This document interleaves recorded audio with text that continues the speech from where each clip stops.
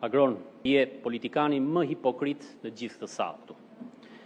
E para njerë, dua që t'i përgjigjesh shqiptarve se kush është lidhja jote, e bashkëshortes tënde, apo e vllajt tënd me kompanit Intercom Data Service dhe Northwind SHPK.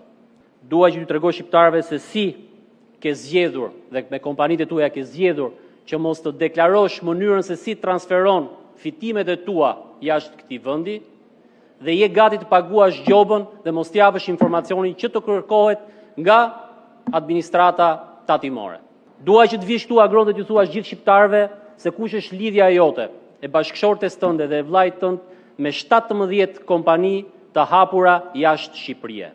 Kush është arsyeja që ju refuzoni t'i jepni informacion për mënyrën se si transferoni fitimet jashtë këtij vendi, për mënyrën se si i pini gjakun të rinjve dhe të rejave dhe ke zgjedhur mos paguash as edhe një taks në këtë vend. As edhe një taks Agron në këtë vend. Agron, vjen dhe thua që mungojnë investimet në shëndetësi, mungojnë investimet në bujqësi, mungojnë investimet në mbrojtje sociale.